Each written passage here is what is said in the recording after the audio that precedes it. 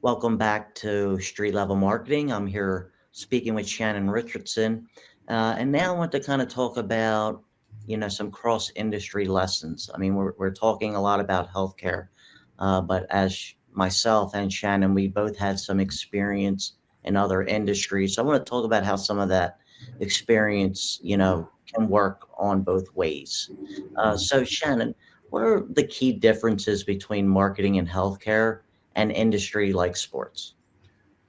I think one of the key things is that when you're marketing in the sports-based project, it's entertainment-based. So there's a more little more comfortable with taking some liberties with some of the things that can be said and done with the campaigns. I think that's the key thing. Is it's meant to be fun and entertaining.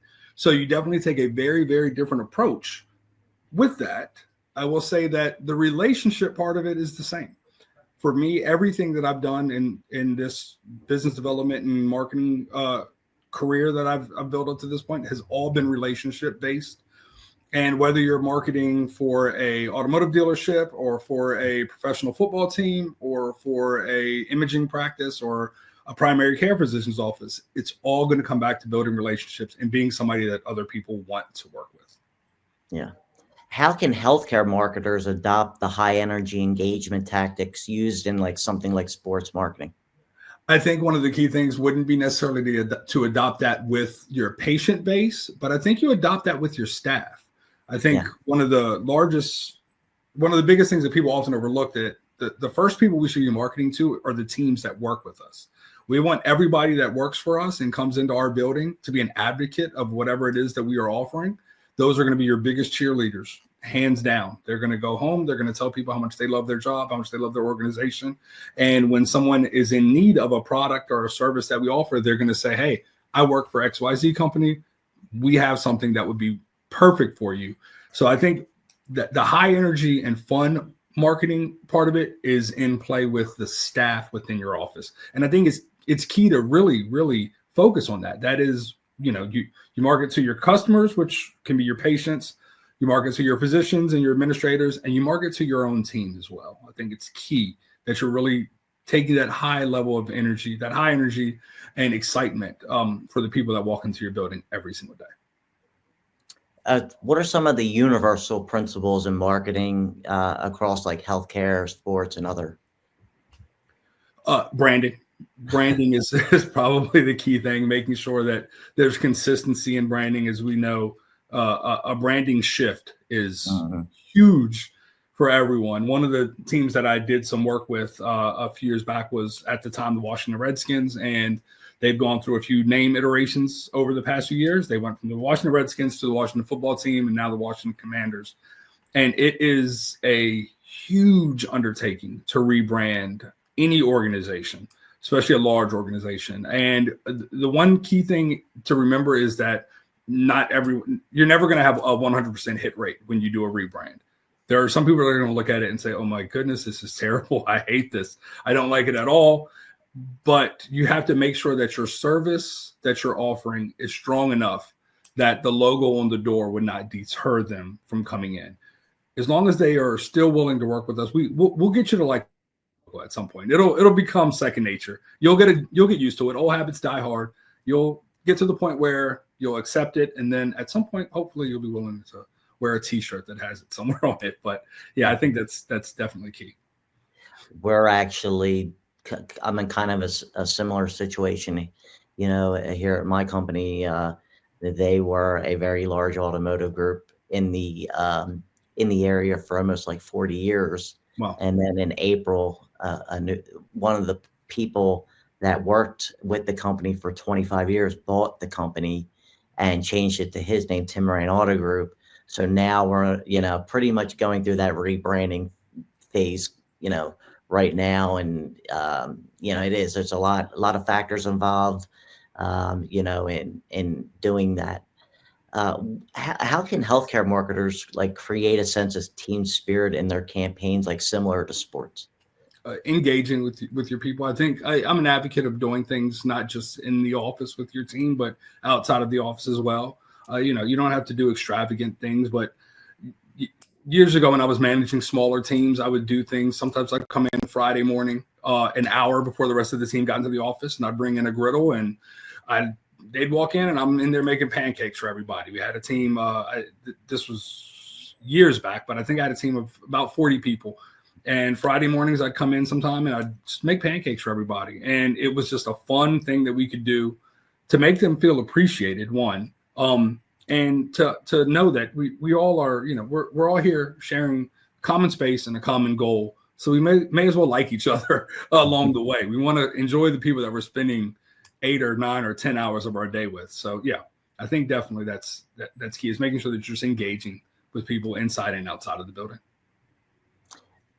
How can marketers in healthcare borrow the event-based marketing strategies from other industries? I think that can be key when you're talking about some of the hospital administrators and the leadership staff you're going to be working with, especially if you're working with contracting teams and trying to build contract structures and things of that nature. I think those are some of the things where you're going to be having open houses. You're going to be having more event-based functions to get people engaged and to really pull them in. And they're going to be visiting your sites, especially for perfect example, you're opening a new office somewhere.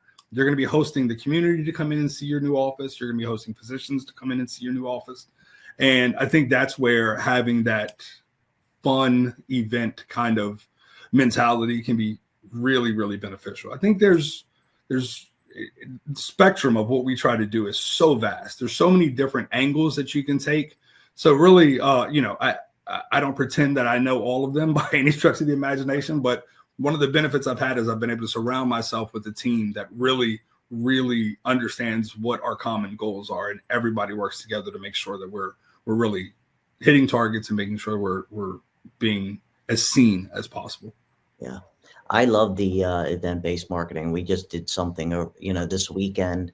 We set up a tent at a car show where we donated a car to the high school shop class. Wow. And what I like about the event-based stuff is there, especially in the summertime, there are things to do every weekend. And a lot of the time, especially in the healthcare space, where you could probably call these people holding these events and say, hey, we want to do free health checks or blood pressure checks or cancer screenings or whatever. I mean, and a lot of times you probably wouldn't even have to pay. You can probably just show up and they would be happy to have you. Yeah, one of the key things we did for a long time is we would, especially from, I think typically May until about October, there's always walks, 5K walks or charity walks or, walking for diabetes research, whatever it may be. But there are going to be, in any metropolitan area, there are going to be dozens of them on a weekly basis. So we would go online, research, do a couple of minutes of research. It takes 5 minutes to find this information out, find out what walks are being done in the community. They're typically done Saturday morning and Sunday morning in multiple different places. And we would just send a team out that would offer information about what it is that we do, where our offices are located, answer any questions they may have. I know when I was with the radiology imaging services, we had a lot of campaigns around Breast Cancer Awareness Month, and we would come out for a lot of the breast cancer walks that were being done. And we would just set up, like you said, set up a tent and hand out information to people. We always had cool little things to give away. People love to get pens and keychains and things like that.